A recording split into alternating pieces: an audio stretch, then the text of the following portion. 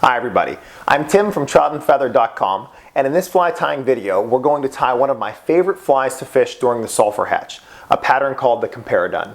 Stay tuned.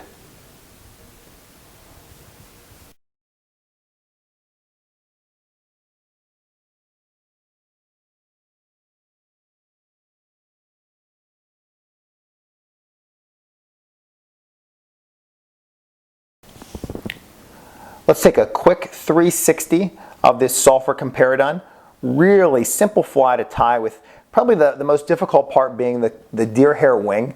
It's more of an intermediate fly tying technique, and I'm going to take you through that here in just a few minutes. But I want you to just get a quick impression of this fly. Easily the most distinguishable component is that deer hair wing. We want it riding up. We want it 90 degrees straight up. When you're looking at the fly from the front, you want it basically at 180 degrees around. So it's going to be really just on the top half of the fly. What's great about this wing is that it can at times almost look like an emerger, especially once it gets a little bit chewed up from the fish. It can look like the dun, the adult mayfly, and it can also look like a spinner. So if you look at it from the bottom, you can see how fish can definitely take this fly as a spinner. I'll get some more light on it right there. But with that said, let me get this hook out. Let me get a bare hook back into my transformer vise and we'll start tying this fly. By looking over the recipe for this pattern, you probably realize there are very few materials, so definitely don't overthink it. Let's start tying this Sulphur Comparadun. In my Stonfo transformer vise, I have a hook from Allen Fly Fishing. It's their N201. It's a size 16 dry flying curved nymph hook, and the size 16 is the one that I primarily used whenever I'm tying this pattern on this hook, and there's a really good reason why. Now, if you take a look at this hook right now, though it's a size 16, it's actually a little bit longer than the standard size 16 dry fly hook. What I mean by that is that shank is actually a little bit longer. Now that's a really great thing, because if we decide to tie this more like a size 16, then great. But if we decide to kind of tie like a size 14 by really just extending the tips of the deer hair whenever we're tying in our wing, then this hook will still support it because it has the ability to tie in just a slightly longer body. So keep that in mind whenever you are selecting a hook for this pattern. I really like this N201 hook, or a similar style of it, for the sulphur to represent the emerger stage. You can represent the dun stage and also the spinner stage. Well, to start tying this, we're going to be using some unithread. The size is 8/0 and the color is light Cahill. We're going to start it around the halfway point. And the first material that we're tying in is going to be some microfibets for the tailing. The color is light blue dun. I really love using these microfibets. They're a synthetic material. They are very easy to tie in. I'm going to grab a pinch of about 5 or 6 of them. There are some really some other great tailing materials that you can use, and we'll talk a little bit about that in the next section of this video. I want to ensure that they're about the same length as the body. Just going to lock those in. I'm going to make one wrap. I'm going to stop. At that point, you can take a look at them and decide if they're a little too long or too short, and you can back that wrap off, make it again. In this case, it might be just a pinch too long, so I'll just back them off a little bit. And now lock them in place by wrapping back. I'm going to wrap back to where the barb would be on this hook. I've already debarbed it. So it's going to be about this section. When I get there, you can see that they've really just kind of cocked downward, and I just want to help them back up a little bit. Place one wrap underneath them, and that will help display them a little bit, and then keep them tilted upwards, which is exactly what I'm going for. Let's make our way back towards the eye. We're going to set just a little bit of a base for our Comparadun wing. So I'm going to wrap about up to the eye of the hook, then back around 5, and that's going to be our tie-in spot for the deer hair. Now let's talk a little bit about the deer hair wing. For starters, I'm going to be using a piece of deer hair. This is from my buddy Joel. He owns Allsdorf Genetic. He started out by, it seemed like, just jumping into the hackle business, and now he's starting to jump into deer hair as well. I'm not sure if he's selling this stuff yet. If you're interested in contacting him, just put a comment down in the comment section or send me an email and I'll get you his contact information. So I don't know if he's selling these, but what I can tell you is I hope that he does. He gave me a few samples of this stuff back around December 2015, and I've been playing around with it. It is really nice. And to kind of define what quality deer hair is for these Comparaduns, what we're looking for are really slender and long fibers, which you can see right away these are. And we also want them to have a really dark tip to them. And I'll put a little piece of paper behind them, and I'm not sure if they're showing up on the camera or not. They have a really nice black tip to them. So this is definitely some quality deer hair that is perfect for this pattern. To prepare the deer hair, to really get it ready to tie in, it's really simple. I'm just going to grab a nice little clump of it. I'm going to trim them with a pair of material scissors. Tim Abbott, if you're watching, thank you. Once I have them cleared, I have this little clump in my hand. I'm just going to transfer it into my left hand. I'm going to take just a regular comb. I'm just going to brush out all this under hair. It's going to come out after just a few passes. Then you can adjust just a little bit, hold a little bit closer to the tips, and get the rest of it out of there.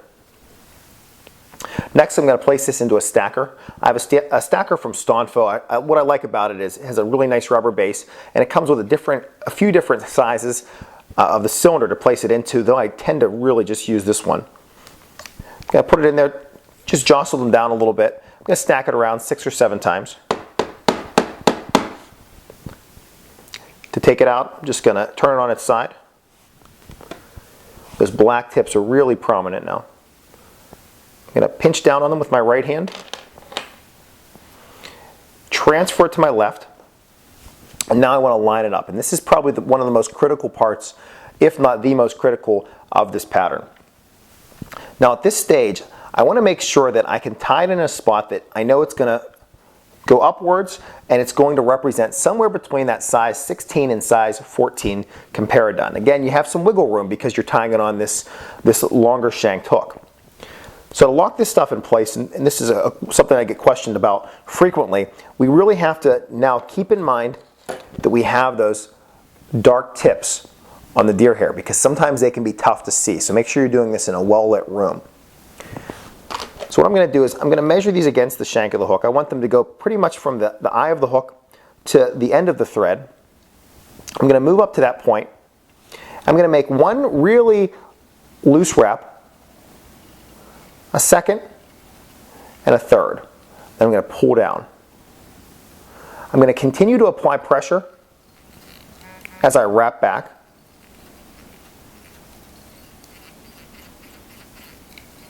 And I'm using 8/0 thread. If you feel a little bit more comfortable doing this with 6/0 thread so it doesn't break, by all means do that. Now with my left hand, I'm going to start to pull up these fibers.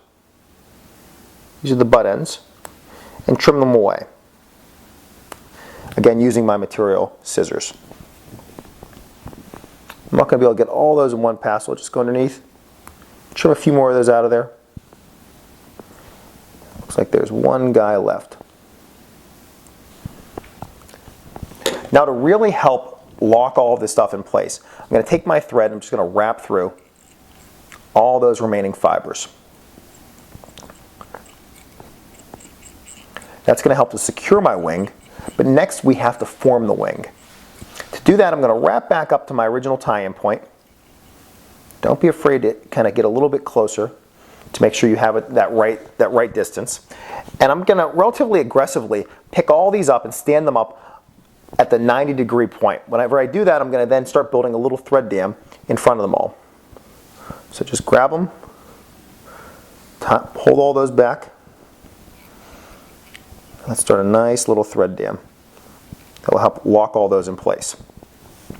Once we release, we can kind of take a look at them, see if they're that desired length, see if they splay out both about 180 degrees and at that 90 degree. So 180 if you're looking at it from the front, 90 from the angle. All of you are looking right now. Everything looks good. So at this point, I'm actually going to push them back down, bring my thread back to the tailing fibers, and take a look at those, see if they went down at all. It looks like they did just a hair, so I'm just going to help those come up just a little bit more. Once I have it there, we're going to apply our dubbing. This is pretty much the last material. The dubbing that I'm using is going to be a really light pale yellow. Got this dubbing from Delaware River Club, and they call this the pale yellow dubbing. I'm going to talk a little bit more about this later in the video because it's a great dubbing. I absolutely love it, but make sure that the dubbing that you're using matches the shade of the fly on your local waters. That's really a critical part of this. So I may dub a little bit on. I'm going to try to keep it really fine initially at that starting point, because I do want to make sure that I taper the body as much as possible.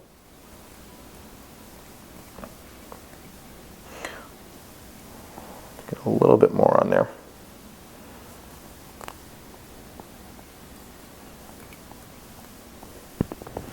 All right, after we have a little bit of dubbing, let's wrap this forward.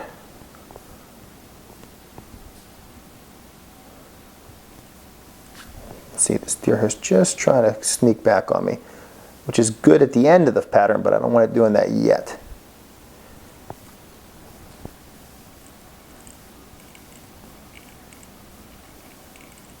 Okay, now as I get close to the deer hair, I'm going to really use the rotary function of my vise to kind of watch underneath, because I want a couple things to happen. Number one, I want to ensure that these deer hair fibers come back up to that 90-degree point, and also I want to make sure that I've provided dubbing the whole way up, including directly underneath those. So let's just kind of help these up again. I'm going to kind of help to create a little bit more of a dam with that dubbing. Look underneath, and I'll kind of show you what I'm seeing. It looks like I can use just a little bit more dubbing. So to achieve that, I'm going to add a little bit more to my dubbing noodle. And I'm actually going to wrap back and around all of these deer hair fibers. So I basically kind of figure eighted it. Now I can finish by wrapping forward a hair, complete it right at the eye, put in a half hitch, take a peek and see if there's any fibers that are sticking out that I should immediately get. Everything looks okay, so we can go right into our our whip finish.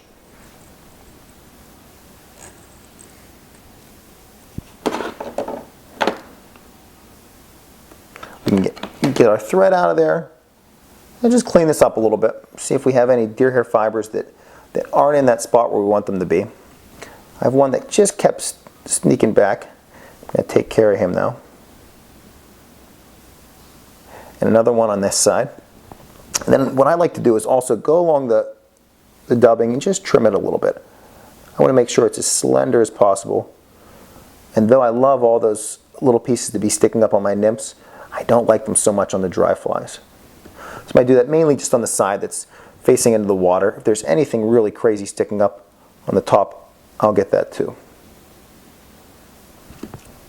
And we can just make these fibers look a little prettier.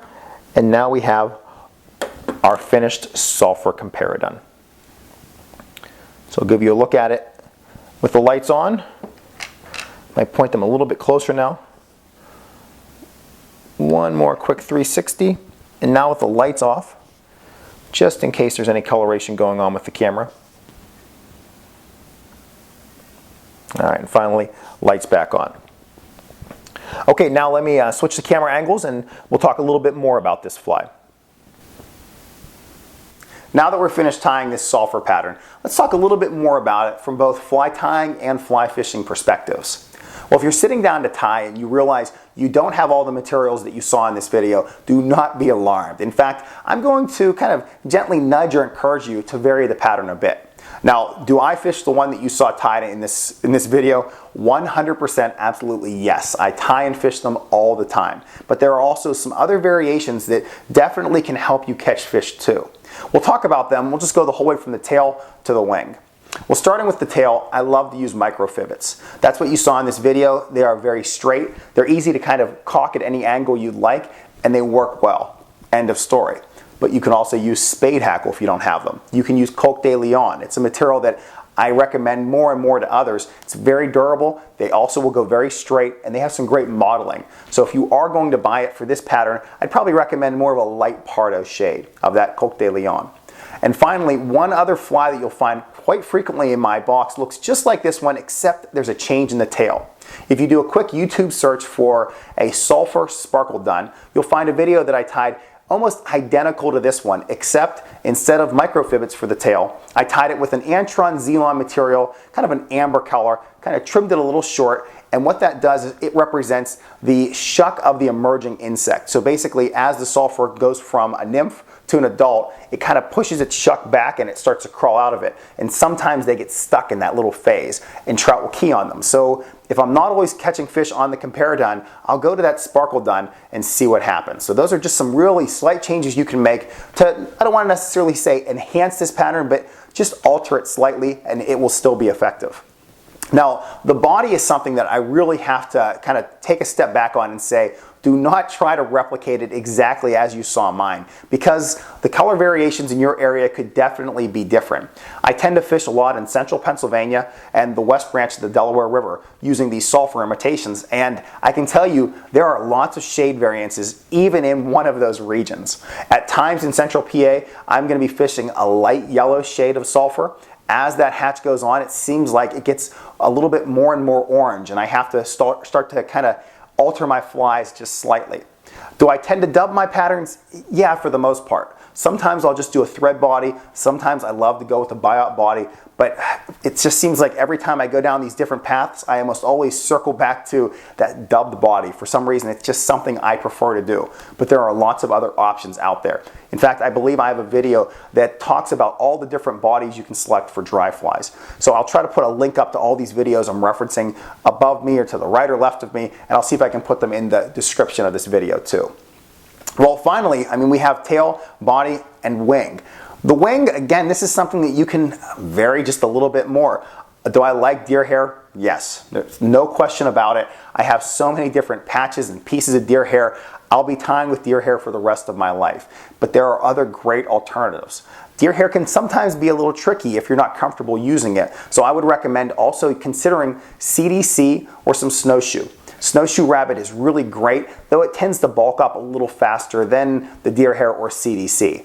CDC is just an incredible material to use. The one thing that I do notice when I use it on this pattern, the fly really sits a little bit lower. It doesn't seem to prop it up as much as this deer hair wing. So kind of keep that stuff in mind, that there are lots of other options out there. I have tied a previous Comparadun with a snowshoe wing. I believe if you Google that, it'll come up under, I think, BWO or Blueing Olive snowshoe Comparadun, something along those lines. But again, I'll try to put a link up right now, and I'll put another link for that video and all those other ones in the description of this. So now that we kind of talked about all those different changes you can make, let's talk a little bit about fishing this fly. Now, this is one of those flies that you can fish blind, and you can also fish it to rising trout. Now, can you fish it to trout that are taking emergers? Yes. For some reason, it seems to work. I'm not sure why. I don't know if having all that deer hair kind of splaying off the sides really helps to represent that emerging insect. In my mind, it doesn't, but it seems like I've caught a lot of trout that I've never seen take a dun off the top of the water. I've put this pattern out there, and they've just snatched it with a really aggressive take. Have I caught some really tough and finicky fish on it? Absolutely. I've stationed up, I've put myself in a position, and I've actually just cycled through the same size but different shades. Is that the difference of why I caught that fish versus why I'd ignored the first 20 casts? Just the shade of the body? I have no idea. I probably had less drag on it, but in my mind that tended to kind of help out in that fishing situation, and I got the fish. Now I can tell you, if I put this over a tough fish, I let it drift 5 or 6 times, maybe I change flies, go for the different size or the different body color, and I'm still not having success, sometimes I'll immediately change over to a CDC version of it, because it just seems to allow that fly to sink down just a little bit, and those fish really just seem to gravitate towards those CDC patterns. But I tend to only fish those whenever I'm fishing for one fish exclusively. Then I'll catch that fish, dry off the pattern, and start to look for another one. Otherwise, I put the deer hair Comparadun right back on, because I can fish it blind as well. The other beauty of this fly is that because we have this wing that's kind of splaying down, it also gives the appearance of a spinner. That's the last stage of the sulfurs. So if you're thinking about, geez, fish take it as an emerger, sometimes they'll take it as a dun, they'll also take it as a spinner. That tells you that this fly is very versatile. It can cover lots of stages, and I'm not really sure exactly why this doesn't get fished more often. In fact, I'm sure there's probably people out there that are going to say, stop putting this video on YouTube, because it's a great fly that has worked for, I'm not sure, 30 years, maybe 40 years, and it continues to do so. So keep all that stuff in mind, and anytime you see me fishing on the river during a sulfur hatch, look on the end of my line, and I guarantee 9 times out of 10 you're probably going to see this Sulphur Comparadun. Well, with all that stuff said, thank you so much for viewing this video of my Sulphur Comparadun. If you'd like to watch more videos like this, you can check out my website, which is www.troutandfeather.com. I also have some social media accounts linked to that, Facebook and Instagram. If you just go on those, look for Trout and Feather, and you can add me that way. On my Facebook page, I tend to put a lot of posts regarding information about fly tying and fly fishing, versus Instagram, it tends to be more behind the scenes of these videos, and also just taking pictures of fish and flies and just all things fly tying and fly fishing. But by all means, I encourage you to check those out. If you have any questions or comments regarding this pattern or these videos, you can email me at tcammisa@gmail.com. That's also listed in the description. And there's a contact page on troutandfeather.com. Or I'd rather you, by all means, make a comment on this page, because I kind of look at these comments on my YouTube pages as a resource for other tyers, both those beginners and those advanced tyers. And I kind of would like to reach out to everybody and just throw out a question to you. Now that you know that my Sulphur Comparadun is that #1 fly that I tend to fish during the hatch, #1, is it one of yours? And if not, what pattern do you really just look at your go-to dry fly pattern during the sulfur hatch? If it is the Comparadun, do you use deer hair, or are there other wing materials that you'd recommend to others out there?